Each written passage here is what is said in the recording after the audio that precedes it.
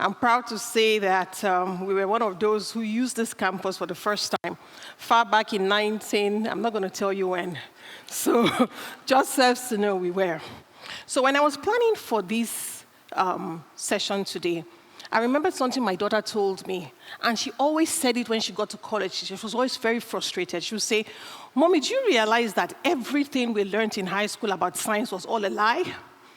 Because when we got to college, we were told that, remember that thing I told you in chemistry? Well, it was all a lie. And then they get to be told something else entirely. So I want to ask the audience, how many of you took science as a subject when you were in high school? Hands up. Beautiful. So many of you will be conversant with this picture here, right?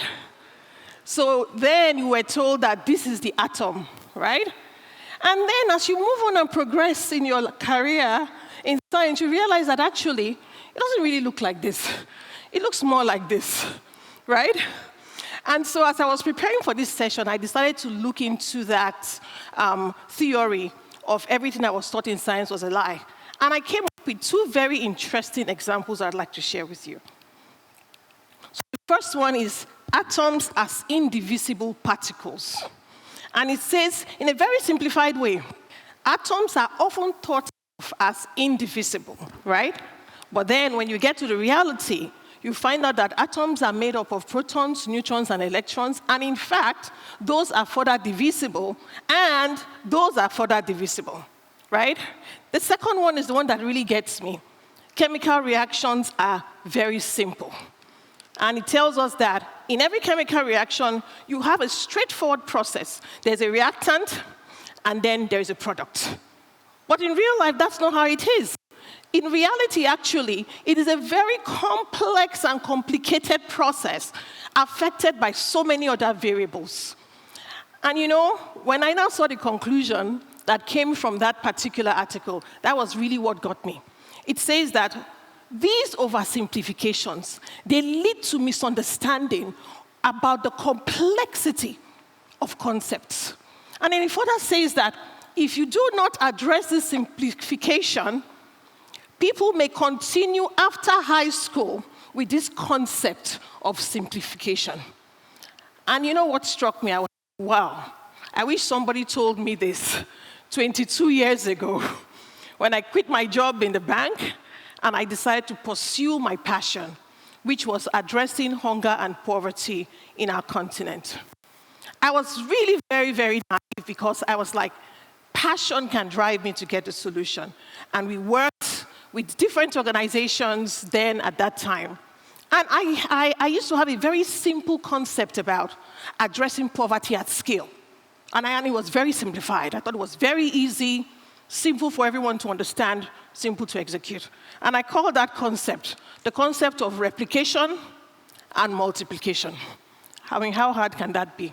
So you have a beautiful idea, you have an innovation, you want to change the world. The first thing you do is go to a community, identify 3 pilots. How many of you have heard that word pilots? Let me show your hand up. How many of you are also guilty of also doing many pilots? Let me see your hands up also. So you do these 3 pilots, throw all your money into it, all your effort, all your energy, all your resources, and you ensure the pilot is successful. And once it is, you move on to stage 2, replication. You replicate these pilots in more communities. Take the innovation, take the technology, try it out in other places. All these places, by the way, are all monolithic, very similar. That enables you to control the outcomes, right? And then I thought that once we are successful here, we are going to scale. Now we have pilots all over the country, and we're very successful changing lives, ending hunger and poverty. And at this point, there's nothing left for us to do but to take our wonderful innovation that we have started off in Nigeria, travel around the world, and plant our flag in Australia.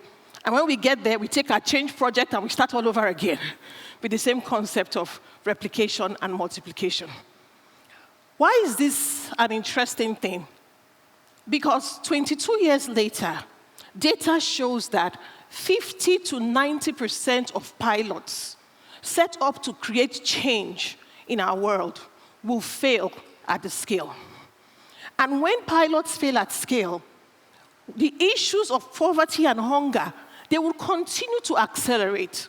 And we definitely need to better understand what it takes to take pilot projects to scale. Well, I'm happy to say that today, after many years of successful failures and a couple of successful projects as well, I have 5 points I'd like to share with you about what you should think about differently if you want to be an innovator and take your innovation to scale. So my first point is this. We have to change the mindset we have about scaling innovation. And this could be for you as an entrepreneur with a passion to conquer the world and a passion to create trust fund babies. To get to that scale, you have to debunk certain concepts. Scale happens in a real world, in real communities with real people, that is dynamic and complex. Pilots happen in controlled environments where you have taken care of everything and maximized all your resources and all your time and talent. So important to understand that what is happening within a pilot is a very controlled environment. What happens in scale, however, is a dynamic real world that has complexities. Scale also cannot happen in silos. So in some places where we've worked across the agricultural sector to support innovators to change lives of farmers. A good example will be if you're trying to change lives of farmers who are working in a dairy sector, for example. What somebody else is doing in the feed sector, which is a crop value chain, will affect your work. Why? Because your dairy farm requires the input from feed to be successful. And when it comes to innovation, I think a good example I always give is when we began to support and fund innovators in tractorization for Africa, to support smallholder farmers to get tractors to the last mile where agriculture is happening, we realized that the work we were also doing to innovate and support extension service providers was a direct link to supporting that other innovation. So whilst innovators today see themselves as competitors, the fact at the end of the day is that to go to scale, you all definitely need each other. The other one is the innovation adaptation gap.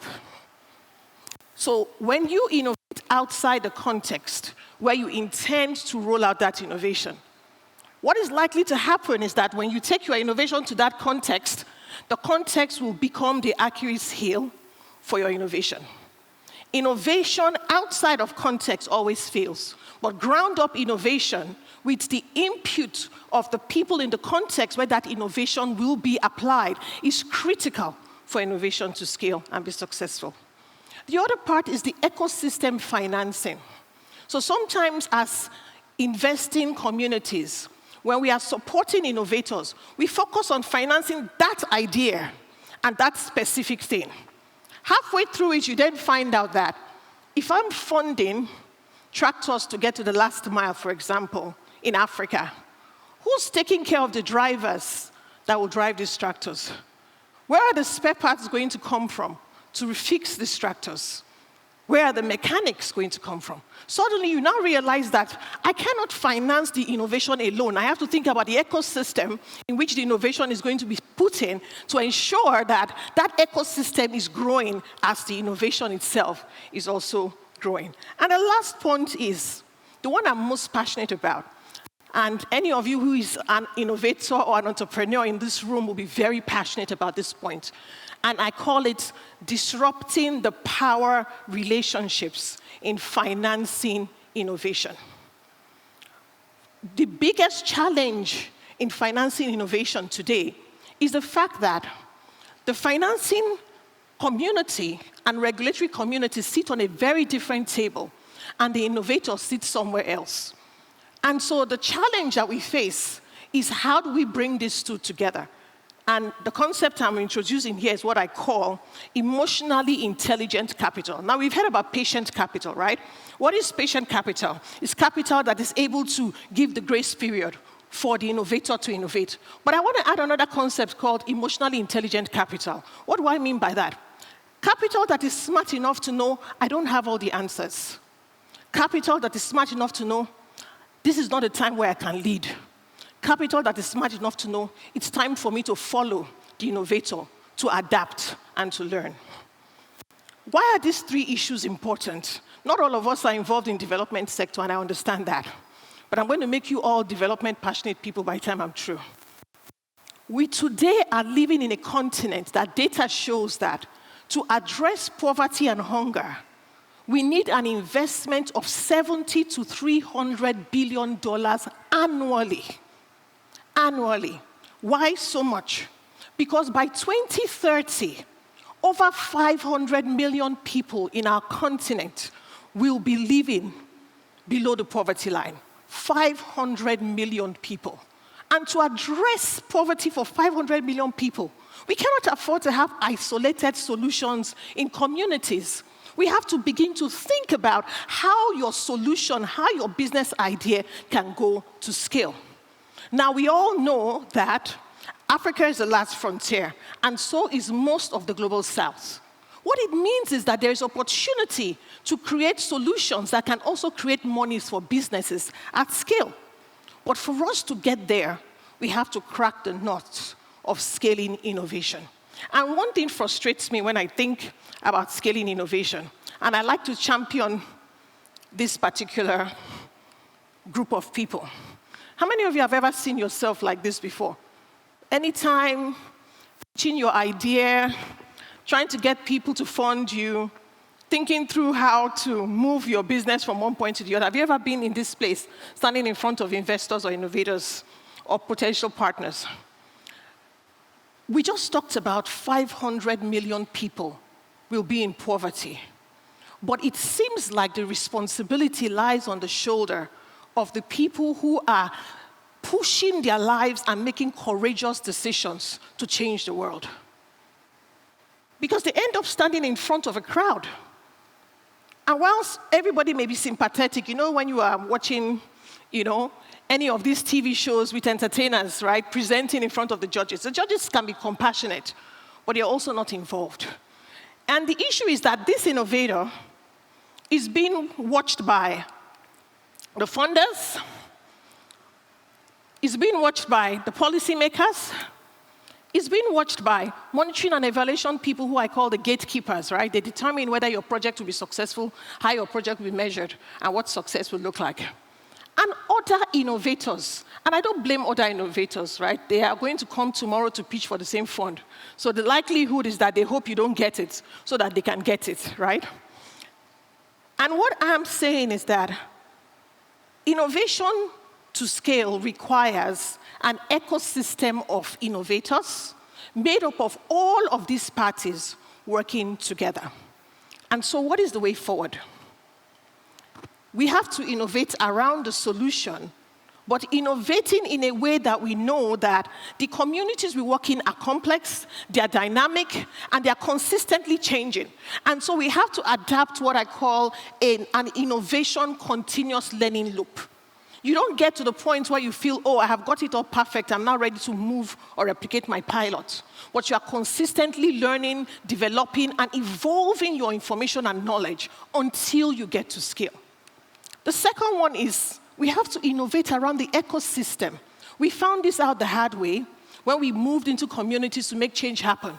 When you are innovating in the last mile, where resources are very limited in developing world, understanding how innovation cannot happen in silos, but must be seen as an ecosystem is critical. The other part is the looping in of other innovators. You used to call yourselves competitors, now you have to see yourselves as partners. How do you loop in other innovators? How do you begin to find the capacity for your business and another business to be able to leverage what you are doing to enjoy economics of scale and get to scale your innovation? We also have to innovate around the financing, and I talked about that earlier. And then we have to innovate around the measurements and evaluation. Then we have to innovate around the policies.